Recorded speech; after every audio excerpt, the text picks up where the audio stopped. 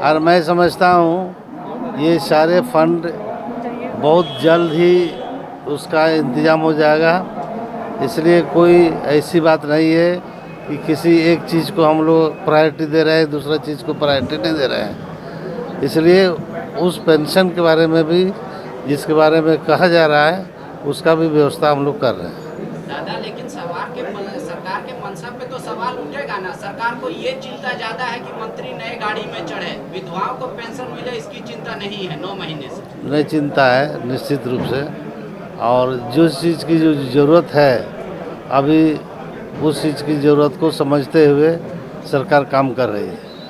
आप 11 महीने में 40% राशि खर्च करते हैं, फिर भी 12वें महीने में आप अनुपूरक बजट लेके देखिए, अनुपूरक बजट लाने का केवल खर्च ही नहीं है, बल्कि आप जानते हैं कि सेंट्रल फंड्स भी आते हैं और सेंट्रल फंड्स आने के लिए उसको भी एडजस्ट करना पड़ता है और उस एडजस्टमेंट के लिए भी अनुपूरक बजट लाया जाता है।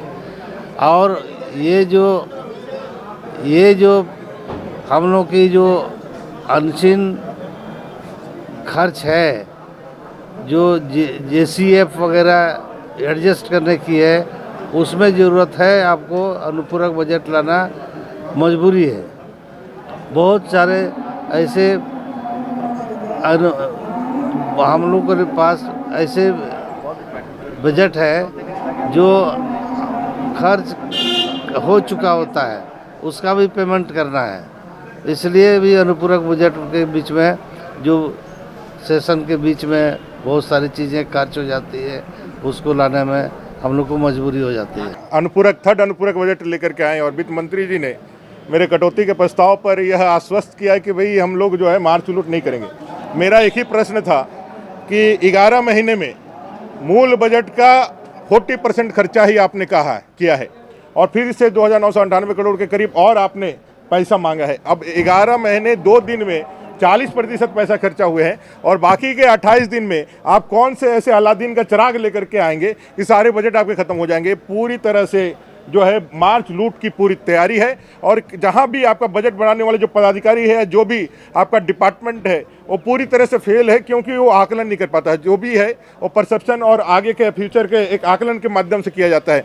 लगातार 3 बजट लेकर के आए हैं और तीनों बजट में इनका जो परसेप्शन है, इनका जो काम है, वो पूरी तरह से धरातल पर एकदम से धाराशायी है, ख़त्म है।